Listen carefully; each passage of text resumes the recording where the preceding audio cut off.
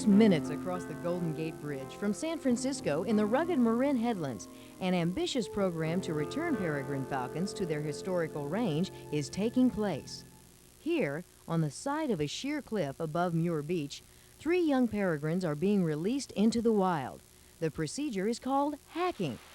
And Joe DiDonato, a wildlife biologist with the Santa Cruz Predatory Bird Research Group, will be the 24-hour-a-day hack site attendant for the next 6 weeks. Hacking is a method developed by European falconers to return captive-born chicks into the wild to help bolster the wild population. Chicks born in captivity are taken to the hacking site at approximately 30 days of age.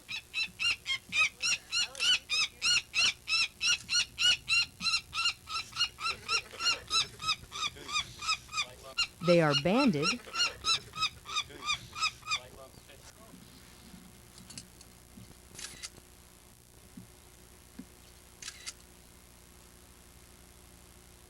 and a dummy radio telemetry device is attached to their leg.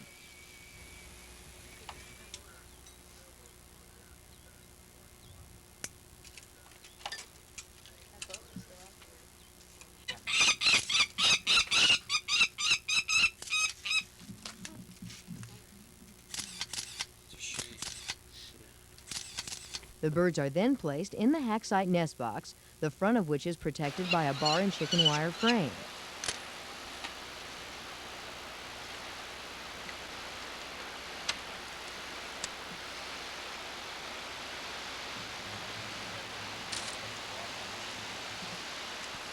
They will have a week to acclimate to their new surroundings before the research team returns and opens the front of the box. At that time, the real radio telemetry devices are attached to the screaming birds in hopes that they're now accustomed to the fragile link that may help save their lives.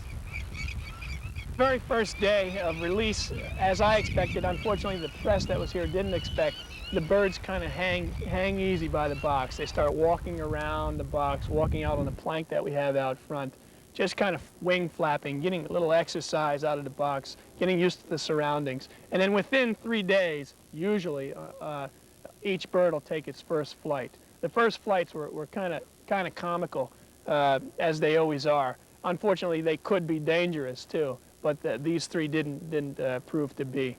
The one bird came out of the box, made a beautiful loop around the lower area, and smacked right into the wall of the cliff. So unfortunately, she just hung there and kind of got her bearings again. The others kind of made short flights here and there, and then finally caught a good wind and controlled themselves. But their landings are very unstable for the first week. Now, up to this point, they've progressed that now they're so capable of anything. They fly circles around other birds, you know. They'll come down and do corkscrews, we call them, in midair, you know, and just attack each other and flip upside down and clasp talons, crabbing it's called, and tumble down. And it's very, very beautiful behavior. And like I said, they're warding off other avian predators, and most of the other avian predators are adult birds who have been flying for several years, and our birds are just cruising right around them. Really, really, really fanatics, very capable of anything in the air. They've been chasing anything that moves, basically. Anything from pelicans and gulls and terns and turkey vultures and red-tailed hawks and ospreys, anything that's in the air. Also, they've chased golden retrievers. They chased a guy on a bicycle, a runner that went down the trail the other day. These people don't even know it, that the bird's right behind them as they're running or riding down the trail. It's just incredible. They're curious, you know, it's just that's just them to chase everything until they finally make that first kill, you know, and that's when they get the idea behind, hey, there's something more to chasing here. There's capturing too. How fast do they fly? Oh, these birds are the fastest thing in the world. You know, they've been clocked at over 200 miles an hour. Some experts say up to 250 miles an hour in their vertical stoops, which is probably their major hunting technique. They'll just drop like a lead balloon and phew, right down on their prey and whack them, you know, with this inner toe here. Crack them with that. They could probably kill most of their prey as they hit it in the air and swoop down underneath it and pick it up. Until the birds can successfully hunt on their own, Joe must feed them each morning. He places dead quail on a ledge nearby the box just before dawn. It's important that the birds don't see him, for he doesn't want the birds to associate food with humans. just the area itself right here, just a brief description of the area.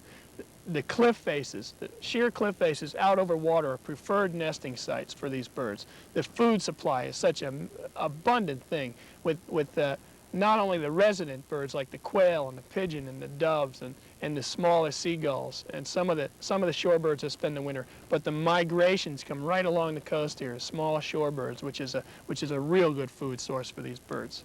So that, along with the nest sites, is and the really the lack of predators. Although there are great horned owls in the area, there aren't too many other predators here that could affect them.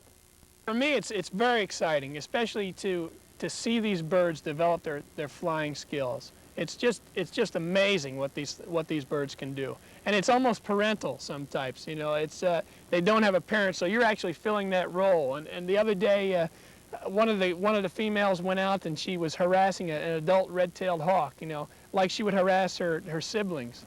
And unfortunately, when she turned away and started flying back towards camp, the red-tail retaliated and was just about on her, and I was watching the whole thing and let out this scream, you know, look out! You know, like it just came out naturally, like it was my kid that was going to get hurt there, you know. It was really an emotional thing that I just looked at myself and laughed, you know, said, look out's not going to help. Part of the success of this program relies on an informed public. If the birds are to coexist with humans, we must know enough about their behavior in order to eliminate the needless destruction of these magnificent birds. The major idea behind it all is to reestablish the peregrine falcon in areas where it once occurred or can occur. Because it's been eliminated, virtually eliminated in California and in the West by DDT and other pesticides. And this area especially was a historical site, meaning that they did once roost and nest in these areas.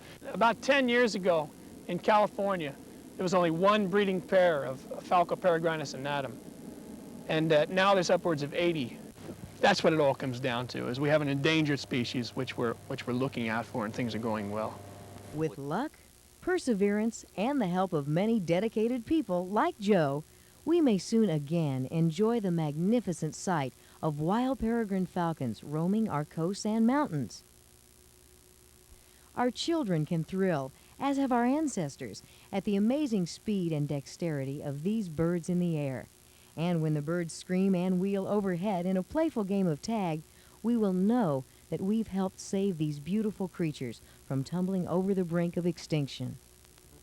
You do get a real good feeling when you're sitting in a camp and you're making dinner, you know, towards dusk, and all of a sudden up comes one of the birds and it kind of looks over its shoulder at you and realizes that you're okay down there, you know. We'll just go about our business, you go about yours. It is a good feeling, a real good feeling, to see these birds in the air and doing well.